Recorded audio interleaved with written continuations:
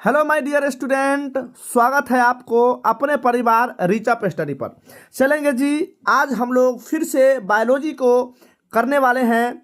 हम लोग पीछे वाले जो लेक्चर था बायोलॉजी के, उसमें हम लोग प्रोटोजोआ से फैलने वाला जो रोग होता है उसको हम लोग स्टार्ट कर चुके थे और मलेरिया तक हम लोग पढ़ लिए थे ना। यानी यह जो स्लाइड आपको दिख रहा है, इस स्लाइड तक हम लोगों ने पढ़ चुके हैं। ठीक है, इससे आगे हम लोग देखते हैं। ठीक है भाई, चलेंगे। तो सभी विद्यार्थी एक बार वीडियो को लाइक कर देंगे, यदि चैनल पर नए हैं तो चैनल को सब्सक्राइब कर देंगे मेरे प्यारे, और दोस्तों के पास वीडियो को शेयर कर देंगे। ठीक है, चलिए तो अब ध्यान देते हैं, अब हम लोग पढ़ते हैं। देखो, हम लोग इस जो सेशन जो चल रहा है अब हम लोगों का, इसमें क्या है भाई कि हम लोग जो अभी कंटिन्यू करते आ रहे हैं उसमें बायोलॉजी को करते आ रहे हैं, है ना। और बायोलॉजी में हम लोग रोग के बारे में पढ़ चुके हैं और विभिन्न प्रकार के रोग, है ना, फैलने वाला रोग होता है, कुछ नहीं फैलने वाला रोग होता है, उसको हम लोग देख चुके हैं। उसके बाद हम लोग बैक्टीरिया, है ना, प्रोटोजोआ, इन तमाम बहुत ऐसे छोटे छोटे माइक्रो ऑर्गेनिजम्स हैं जिसके कारण बीमारी होता है। ठीक है,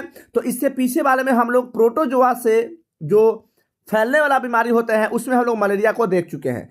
चलेंगे तो इसको हल्का सा हम लोग रिवीजन करते हुए नेक्स्ट देखेंगे। ठीक है, चलेंगे। ध्यान दीजिए बुआ कि प्रोटोजोआ से फैलने वाला रोग क्या है? मलेरिया। क्या है जी? मलेरिया, है ना। तो ध्यान दीजिए कि यह रोग प्लाज्मोडियम प्रोटोजोआ के कारण होता है। ठीक है, ध्यान रखेंगे कि यह जो रोग है वह प्लाज्मोडियम प्रोटोजोआ के कारण होता है, ध्यान रखेंगे। अगला कि संरक्षण का तरीका, आखिर यह कैसे फैलता है ना, कौन इसको फैला देता है? तो ध्यान दीजिए क्या है भाई कि यह मादा, यहाँ पर माता गलत लिखा हुआ है, मादा होगा तो मादा एनाफिलीज मच्छर के काटने से यह फैलता है। बहुत इंपॉर्टेंट है, यह क्वेश्चन पूछा जाता है, बहुत ज़्यादा इंपॉर्टेंट है, आप इसको याद रखेंगे। ठीक है, तो मलेरिया जो है वह मादा एनाफिलीज मच्छर के काटने से होता है ना। देखो यहाँ पर देखो इस तरीके से, है ना, देख रहे हो कि मादा एनाफिलीज मच्छर जो है किस तरीके से काट रहा है। ठीक है, तो इसके काटने से मलेरिया हो जाता है। ठीक है, चलेंगे। अब ध्यान दीजिए, जब यह मच्छर काटता है ना, देखेंगे लक्षण क्या है, लक्षण हम लोग देखते हैं। जब यह मच्छर जो है वह मादा एनाफिलीज जो है जब यह काटती है तो इसमें हेमोजोइक, ध्यान दीजिएगा, हेमोजोइक विष छोड़ती है। ठीक है, और इसके कारण विष जैसी छोड़ती है ना, तो उसी कारण क्या होता है, लगातार हमें बार बार तेज बुखार रहता है ना। यदि कंटिन्यू बुखार रहता है, लगातार बुखार रहता है, तो डॉक्टर से चेकअप कराना बहुत जरूरी है मलेरिया का। ठीक है, तो ध्यान रखेंगे, इस बातों को ध्यान रखेंगे कि मलेरिया जो है वह प्लाज्मोडियम प्रोटोजोआ के कारण होता है। इसमें जो मच्छर है कौन है भाई, तो मादा एनाफिलीज मच्छर के काटने से होता है। इसका लक्षण क्या है, तो इसमें बहुत ज़्यादा तेज बुखार लगेगा और बहुत ज़्यादा ठंड वगैरह लगता है। ठीक है, तो ठंडा लग करके बहुत ज़्यादा तेज बुखार रहता है, तो लक्षण हो सकता है मलेरिया का। ठीक है, हाँ जी, यहाँ तक हम लोग पढ़ चुके हैं पिछले वाले वीडियो में। तो अब जी हम लोग अब पढ़ेंगे इससे आगे सेकेंड नंबर, हम लोग देखते हैं कि अगला कौन रोग है जो प्रोटोजोआ से फैलता है। ठीक है भाई, चलेंगे। चलिए जी, तो अगला क्या है, अगला है अमीबायसिस। ध्यान दीजिएगा क्या है, अमीबायसिस। एहो क्या है, तो एहो है प्रोटोजोआ से फैलने वाला रोग। ठीक है, देखो, हाँ देखो ये क्या है, हाँ ध्यान दीजिएगा। पहला बात तो आप ध्यान रखेंगे कि जो अमीबायसिस है वह किस प्रोटोजोआ से होता है। कौन बीमारी है भाई, तो अमीबायसिस बीमारी इंटामीवा हिस्टोलाइटिका प्रोटोजोआ से फैलता है। ये बात याद रखेंगे, ऑब्जेक्टिव के लिए बहुत महत्वपूर्ण है। ठीक, ध्यान दीजिएगा।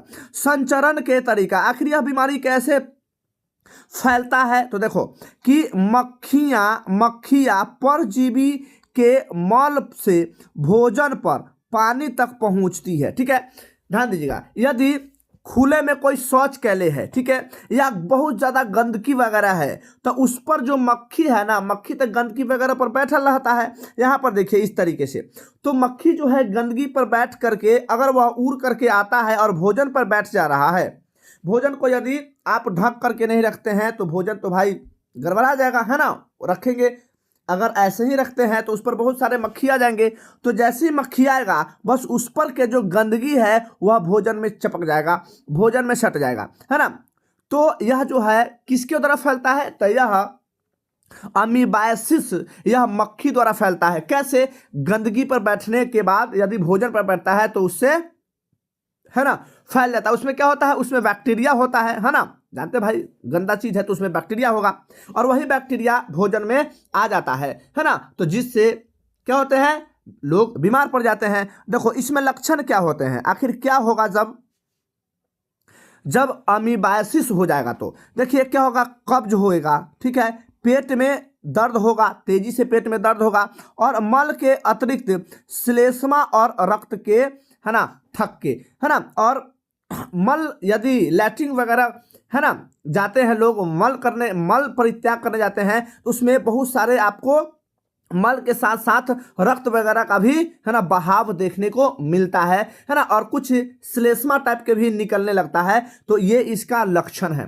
ना। यदि ऐसा लक्षण दिखता है तो जल्दी से जल्दी डॉक्टर से चेकअप कराना चाहिए, है ना। और पहला बात तो आप इस बीमारी से बचने के लिए तो आप ध्यान रखना है कि सबसे पहले जो भी खाने योग्य चीज़ हैं जो हमारे घर में बनता है उसको क्या करना है, ढक करके रखना है ना, ताकि मक्खी वगैरह उस पर आकर के उसे क्या करे, है ना, रोग उत्पन्न वाला खाना ना बना दे, ठीक है। तो उसको यदि हम ध्यान रखते हैं, मच्छियों से बचाते हैं, खाना को ढक करके रखते हैं बढ़िया से, तो अमीबाइसिस जो रोग है उससे बचा जा सकता है ना। और बहुत ज़्यादा है ना खांसी वगैरह देख रहे हैं ना, देखो यह खांस रहा है बेचारा, तो क्या बहुत सारे देखो कीटाणु निकल रहे हैं, ठीक है। चलेंगे तो इस बातों को आप याद रखेंगे, समझ आया होगा मेरे भाई। चलिए जी अब हम लोग अगला देखते हैं, इससे मतलब प्रोटोजोआ से होने वाला अगला कौन बीमारी है उसको हम लोग अब देखते हैं, ठीक। चलिए अगला जो बीमारी है, अगला जो रोग है उसका नाम है एस्केरिएसिस। ध्यान दीजिएगा, एस्केरिएसिस, ठीक है भाई, एस्केरिएसिस। चलिए देखिए, तो यह गोल कृमि से होने वाला रोग है। बहुत अच्छा, है ना। यह क्या है, ध्यान रखिएगा, यह है गोल कृमि से होने वाले रोग है। पहला बात आप याद रखिएगा, क्वेश्चन में ऑब्जेक्टिव पूछ दिया जाता है कि बताइए निम्नलिखित में से कौन है जो गोल कृमि से होता है, तो आप याद रखेंगे एस्केरिएसिस, ठीक है, एस्केरिएसिस है जो गोल कृमि से होता है। अगला ध्यान दीजिएगा, संक्रमण के कारण, आखिर यह कैसे संक्रमण होता है ना, लोग इससे संक्रमण कैसे होते हैं, तो ध्यान दीजिएगा कि बीमार व्यक्ति के मल में उपस्थित स्पोर मिट्टी और पानी आदि को दूषित करते हैं, है ना। बहुत अच्छा, जिससे फल सब्जियां दूषित हो जाती है और इसका सेवन करने से व्यक्ति बीमार हो जाते हैं, ठीक है। देखो यदि किसी व्यक्ति को यह बीमारी भेल है ना, तो यदि वह खुले में शौच करता है तो वहाँ का जो मिट्टी है उस मिट्टी में भी यह गोल कृमि हो जाता है, ठीक है। और वहाँ पर यदि साग सब्जी बोया जाए और उस साग सब्जी को यदि कोई अच्छा इंसान खाता है, स्वस्थ इंसान खाता है, तो उसमें भी, है ना, यह बीमारी देखने को मिलेगा, ठीक है। चलिए तो ये बात आपको समझ आया होगा, है ना। अच्छा इसका लक्षण क्या है भाई, तो इसका लक्षण है, ध्यान दीजिएगा, क्या कि इसमें पेट दर्द और आंत काम करना बंद कर देता है। बहुत ज़्यादा पेट दर्द होगा और जो आंत जो है वह सही ढंग से काम नहीं करेगा मेरे भाई, ठीक है। हाँ तो अब ध्यान रखना है कि यदि किसी को एस्केरिएसिस बीमारी होता है तो उनको मल परित्याग करने के लिए शौच में भेजना चाहिए, है ना, मतलब शौचालय में भेजना चाहिए, न कि बाहर करे, है ना। तो उससे क्या होगा, जो लोग स्वस्थ है वो भी इससे ग्रसित हो जाएंगे, ठीक है भाई। तो इसको आप याद रखेंगे, ठीक। चलेंगे अगला देखिए, अगला जो है यह बैक्टीरिया नहीं, यह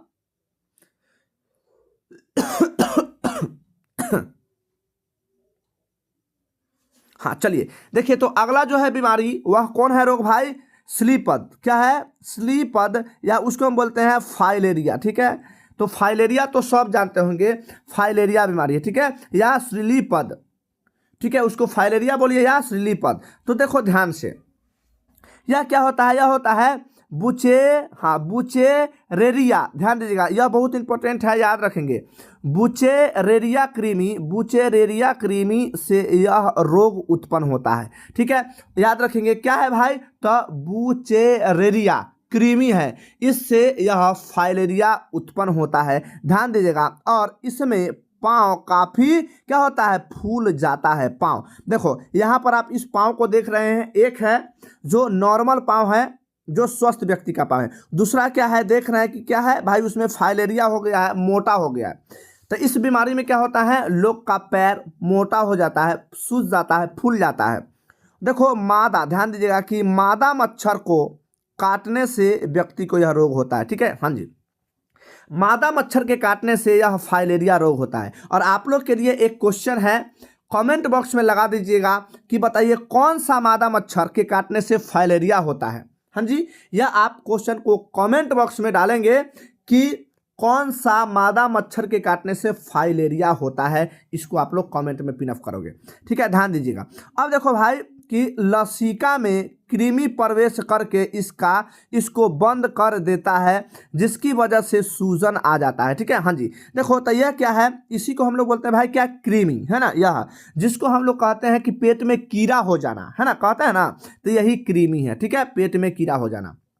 चलेंगे भाई, तो आपको समझ आया होगा फाइलेरिया के बारे में कि फाइलेरिया कैसे हो जाता है, ठीक है। चलेंगे, तो आप इसको ध्यान में रखेंगे भाई।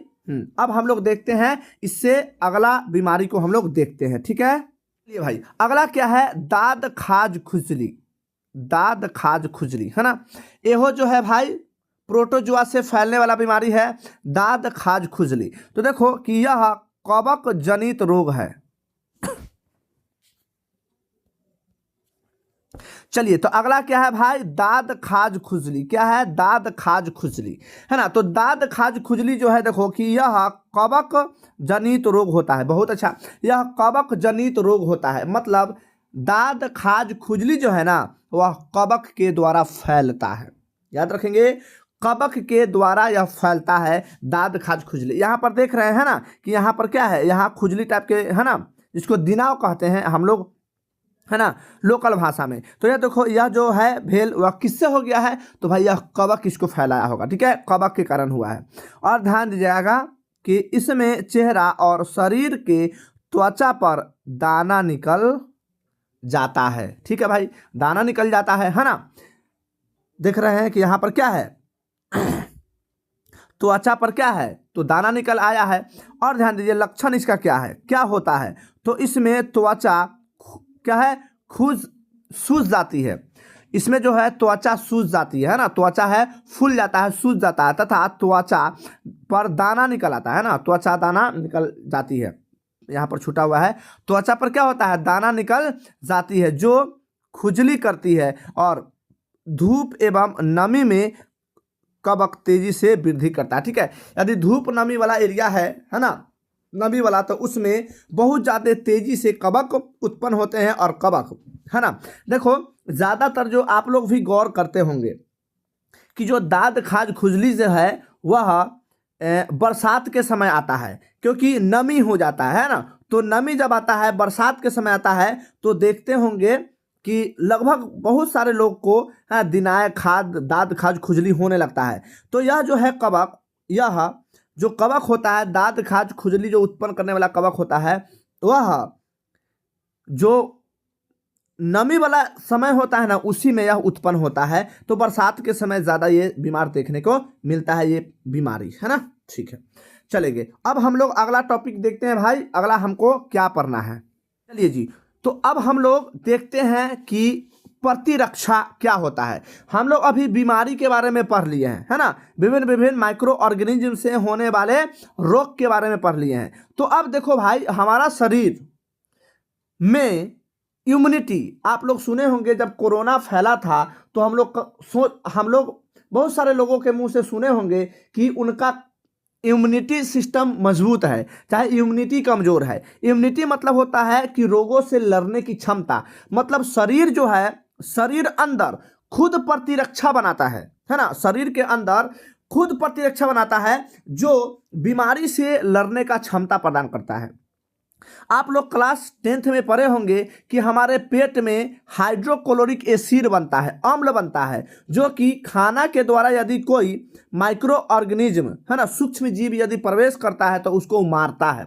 तो हमारा शरीर जो है ना वह खुद क्या बनाता है, प्रतिरक्षा बनाता है ना, एंटीबॉडी बनाता है, जिसके कारण बाहरी से आने वाले जो सूक्ष्म जीव होते हैं उसको मारने में सहायक होता है।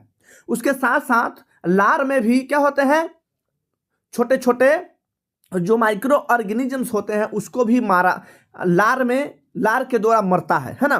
तो ये सब पढ़ चुके हैं। तो हमारा शरीर जो है किस प्रकार से है ना प्रतिरक्षा उत्पन्न करता है, जिसके कारण हमारे शरीर बैक्टीरिया हो गया, कवक हो गया, प्रोटोजोआ हो गया, इस बाहरी से जब हमारे शरीर के अंदर प्रवेश करता है ना, तो किस प्रकार हमारा शरीर उससे लड़ता है ना, उसी को हम लोग देखते हैं। चलो तो ध्यान दीजिएगा, प्रतिरक्षा क्या भाई, प्रतिरक्षा। प्रतिरक्षा के बारे में आप समझ गए होंगे प्रतिरक्षा क्या है ना। मतलब हमारे शरीर में इम्यूनिटी किस प्रकार रोगों से लड़ने का क्षमता प्रदान करता है। क्या हमारे शरीर में बहुत ऐसे चीज है जो स्रावित होता है जिससे वह मर जाता है, बाहरी वातावरण से आया हुआ माइक्रो ऑर्गेनिजम्स मर जाता है। ठीक है, ध्यान दीजिएगा।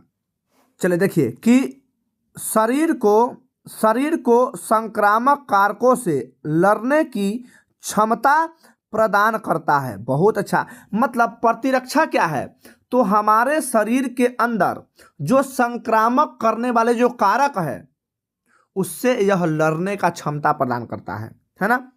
आगे देखिए, बहुत सुने होंगे कि किसी किसी को खांसी वगैरह, सर्दी वगैरह है ना, वो आता है तो विशेष फर्क नहीं पड़ता है, किसी किसी लोग को बहुत ज़्यादा फर्क पड़ता है। तो वही होता है इम्यूनिटी, कि शरीर कितना सस्टेन कर पा रहा है, मतलब उनके अंदर जो प्रतिरक्षा है वह करने वाले क्या चीज़ निकल रहा है जिससे ज़्यादा से ज़्यादा इन जो माइक्रो ऑर्गेनिज्म है उससे बचाया जा सकता है।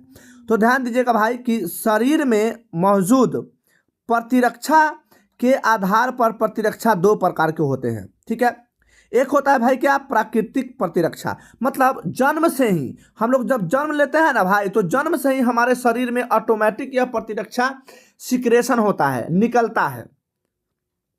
दूसरा क्या है, अर्जित प्रतिरक्षा है ना, अर्जित प्रतिरक्षा देखते होंगे कि यदि किसी का शरीर बीमार पड़ गया तो उसके शरीर के अंदर उतना प्रतिरक्षा नहीं बन रहा होगा जिसके कारण वह बीमार पड़ा, तो उसको ठीक करने के लिए हम लोग एंटीबायोटिक देते हैं, दवाई देते हैं। तो वही जो हम बाहर से जो एंटीबायोटिक देते हैं उस रोग को ठीक होने के लिए, उसी को हम लोग अर्जित प्रतिरक्षा कहते हैं।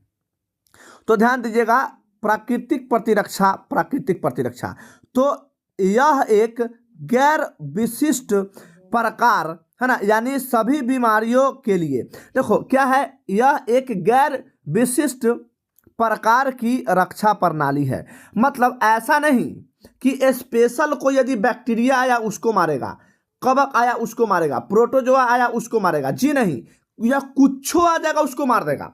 तो यही है प्राकृतिक जो प्रतिरक्षा होता है हमारे शरीर में होता है, यह जन्म से ही होता है। यह क्या है, यह एक गैर विशिष्ट प्रकार की रक्षा प्रणाली है। मतलब पार्टिकुलर चीज को नहीं मारता, सबको मार देता है ना। जो भी बाहर से आने वाले बैक्टीरिया वगैरह उस सबको मार देता है। बैक्टीरिया हो गया, कवक हो गया है ना, प्रोटोजोआ हो गया, इस सबको मार देता है। और यह जन्म से ही, ध्यान दीजिएगा, जन्म से ही हमारे शरीर में होता है। और इसके 4 प्रकार के रोगाणुओं के लिए है ना बाधाएं होती है। यहाँ बाधाएं नहीं होगा, बाधाएं होती हैं। मतलब यह 4 प्रकार के रोगाणु को हमारे शरीर के अंदर क्या कर सकता, फिट कर सकता है ना। समझ रहे हो ना, आराम से यह 4 प्रकार के चीज़ों को यह नष्ट कर सकता है और हमारे शरीर को सुरक्षा प्रदान कर सकता है। ठीक है, हाँ जी। तो चलेंगे अब देखते हैं कि वह 4 गो क्या क्या है। तो देखिए पहला क्या है भाई, भौतिक बाधा। तो यह जो प्रतिरक्षा है वह भौतिक बाधा भी करता है। किसके लिए, जो बाहर से जो आने वाले बैक्टीरिया है, फंगी है, प्रोटोजोआ है, उसको। तो क्या है कि शरीर की त्वचा श्वसन तंत्र में म्यूकस का स्राव, है ना। जो शरीर का त्वचा जो होता है वह त्वचा भी सुरक्षा प्रदान करता है। और श्वसन तंत्र में नाक से देखते हैं कि नाक से क्या होता है भाई, पानी गिरता है नाक से, जिसको हम लोग म्यूकस कहते हैं। तो म्यूकस का जो स्राव होता है वह कहीं ना कहीं भौतिक रूप से प्रतिरक्षा है, जो कि रोगों से बचाने का काम करता है। अगला क्या है भाई, शारीरिक बाधा। शारीरिक बाधा क्या है कि पेट में हाइड्रोक्लोरिक अम्ल, है ना, यदि सपोज करिए कि हो सकता है कुछ माइक्रो ऑर्गेनिज्म हमारे पेट में अंदर चला जाए, पेट के अंदर प्रवेश कर जाए, तो भाई प्रवेश करेगा तो कैसे बचेगा, कैसे ठीक होंगे हम लोग। तो हमारा शरीर में ही, पेट में ही एक अम्ल बनता है हाइड्रोक्लोरिक अम्ल, वो पेटवे में उसको मार देता है ना। तो इस तरीके से क्या है, शारीरिक बाधा पहुंचाता है कौन, माइक्रो ऑर्गेनिज्म से। उसके साथ साथ आंखों से आंसू, आंखों से आंसू आता है, तब भी हम लोग क्या करते हैं, मतलब बीमारी से बचते हैं। कैसे भाई, क्योंकि हम लोग कहीं जा रहे होते हैं तो आपकी आंख में यदि कोई कीड़ा वगैरह पड़ जाता है तो उसको हल्का हल्का मलते हैं तो अंदर से क्या होता है, आंसू आ जाता है, और आंसू के माध्यम से वह बाहर निकल के चला आता है। तो ये भी है बीमारी से बचने का, है ना, एक बहुत बढ़िया, है ना, उपाय है भाई, आंसू भी। अगला क्या है कि कोशिकीय बाधा। कोशिकीय बाधा मतलब देखो, हमारे शरीर के हर एक जगह में भाई प्रतिरक्षी फिट है, कहाँ से कहाँ बच के यदि जाएगा तो जाएगा कहाँ, है ना। लेकिन यदि कहीं हमारा शरीर पर जो प्रतिरक्षा बना रहा है उससे कहीं ना मरे, तब हम बाद में क्या लेते हैं, एंटीबायोटिक लेते हैं, दवाई वगैरह हम लोग करते हैं, ठीक है। तो चलिए देखिए कि रक्त में मोनोसाइट्स और लिम्फोसाइट्स, हमारे रक्त में क्या होता है भाई, मोनोसाइट्स होते हैं और लिम्फोसाइट्स होते हैं, जो कि हमें क्या करता है, सुरक्षा प्रदान करता है, ठीक है। ये बात को आप याद रखेंगे। अगला क्या है, साइटोकिन, है ना, यानी साइटोकाइनिन बाधा। यहाँ पर साइटोकिन है, साइटोकाइनिन, साइटोकाइनिन बाधा।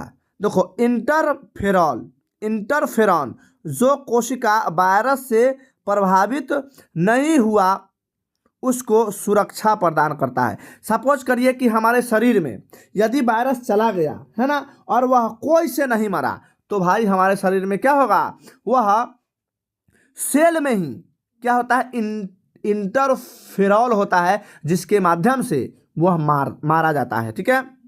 अगला देखिए नोट, यदि ये 4 प्रतिरक्षा कमजोर हो जाता है, मतलब ये 4 प्रकार के प्रतिरक्षा है हमारे शरीर में, जिससे हम माइक्रो ऑर्गेनिज्म से बच सकते हैं।